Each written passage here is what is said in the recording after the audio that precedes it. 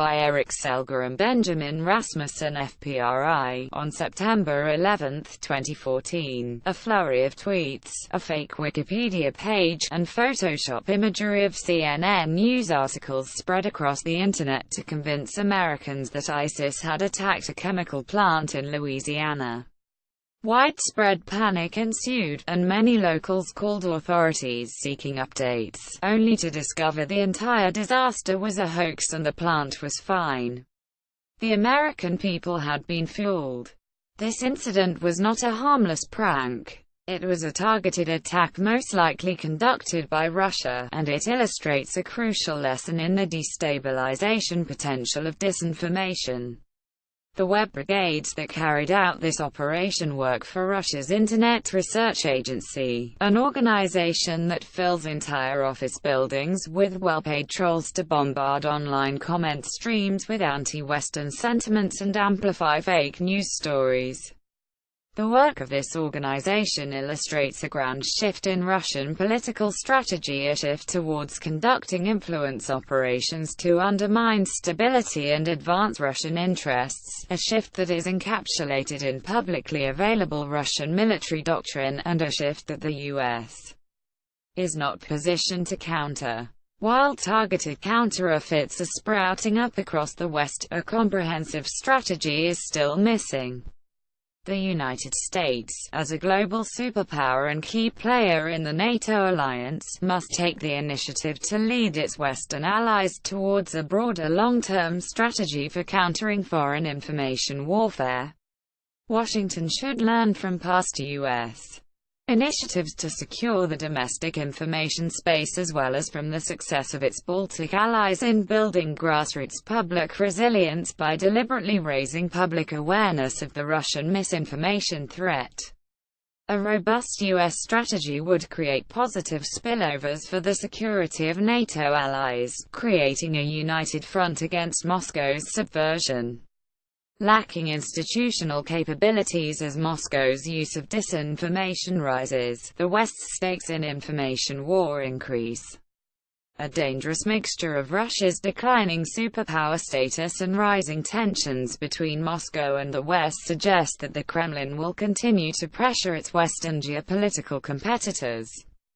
Information warfare is cheap, potent, ubiquitous, and is likely to become one of the Kremlin's primary tools. The U.S. is ill-prepared to face this threat, as Russian meddling in the 2016 U.S. presidential election has illustrated. As of yet, no major unclassified initiatives have been created, no new governmental departments established, and over a quarter of Americans disapprove of the Justice Department appointing special counsel to investigate Russian meddling in the election.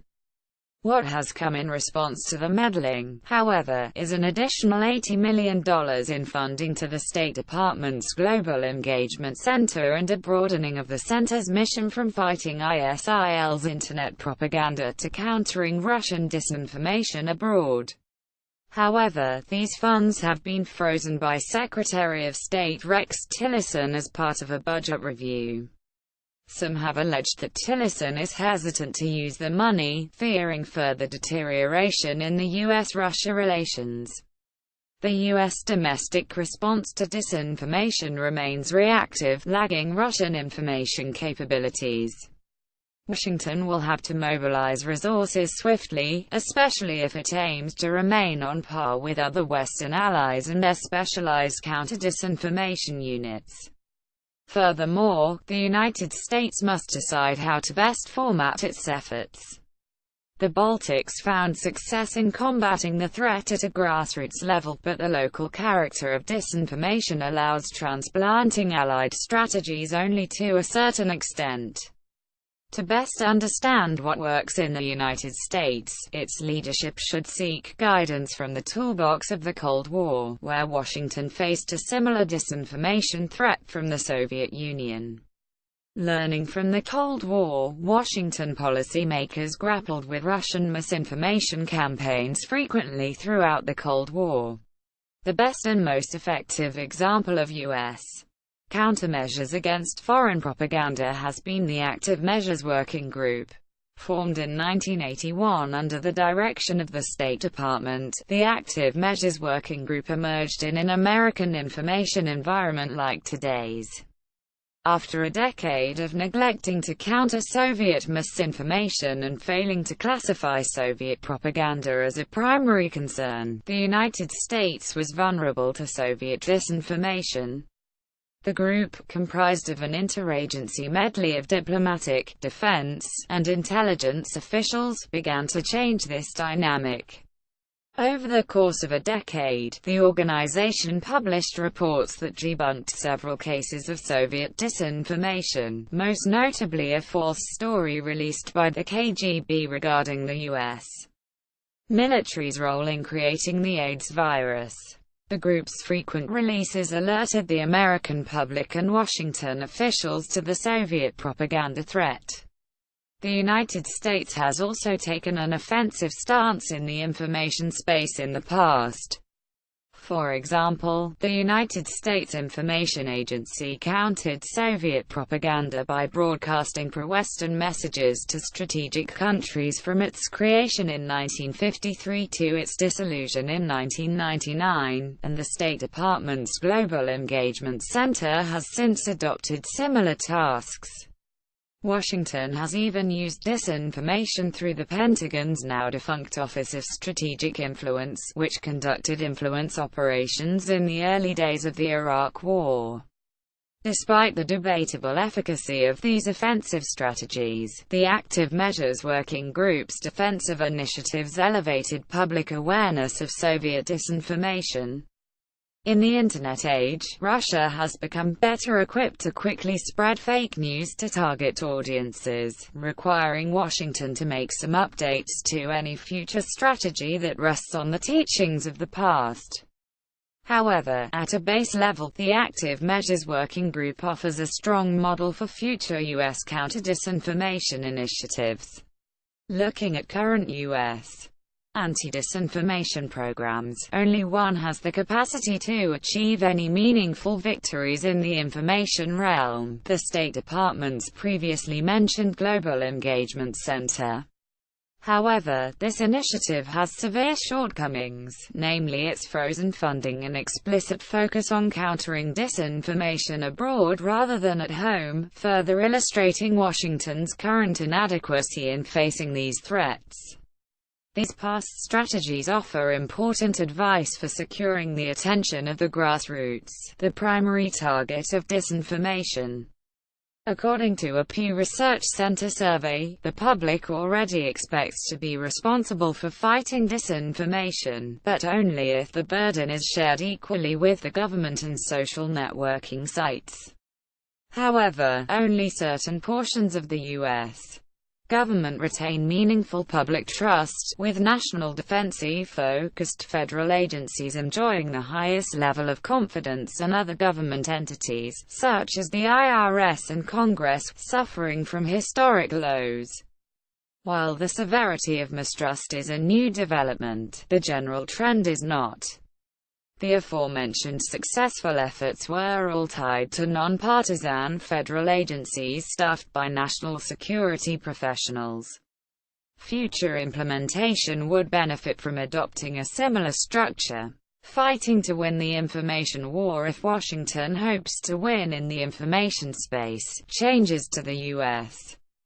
position and understanding of information warfare will be necessary. Furthermore, information threats will have to be confronted both strategically and tactically. Without such shifts in U.S. policy, the West will remain vulnerable to future disinformation incursions, an unacceptable outcome. Washington should start by unfreezing and utilizing the Global Engagement Center's $80 million in funding that has been set aside to counter foreign disinformation and propaganda abroad. To maximize effectiveness, this strategy must be paired with a domestic partner initiative that will similarly counter foreign influence targeted at domestic U.S. audiences. It is vital that this modern successor to the Active Measures Working Group goes beyond the original group's responsibilities of merely uncovering individual fake news stories, because the breadth and the speed of disinformation proliferation on the Internet make such a targeted approach unfeasible and ineffective. Instead, the proposed organization should focus on studying the trends of misinformation within the U.S. to understand a few key points: where the fake news is coming from, who is sending it, and who it is reaching, and propose to the appropriate authorities how to best counter these assaults in a way that minimizes any impact on U.S. democratic ideals and civil liberties. This group would place all study on the topic under one institutional roof, better integrating threat analysis and recommendation responsibilities. However, the real benefit of these initiatives is in the message they will send to Western, liberal democratic allies. Given the United States' traditional position as a global leader, its current role at the center of several international organizations, and Washington's preeminent leadership in the current world order, it is almost certain that a strong recognition of the disinformation threat in Washington would increase focus on this issue across NATO capitals and strategic planning offices. As previously discussed, many states and organizations have their own initiatives to counter disinformation, yet these unconnected initiatives could greatly benefit from enhanced coordination, cooperation, and knowledge sharing. Peak integration is only possible when the U.S. sets the West's agenda. Washington must reclaim this responsibility. About the authors: Eric K. Selger is an associate scholar at FPRI's Eurasia program and a lawyer at PricewaterhouseCoopers. Benjamin Rasmussen is a military and political intelligence specialist at the Global Intelligence Trust LLC and a researcher for the Security and Foreign Policy Center of the Roosevelt Institute at Yale. Source: this article was published by FPRI. Did you find this article informative? Please consider contributing to Eurasia Review, as we are truly independent and do not receive financial support from any institution, corporation or organization.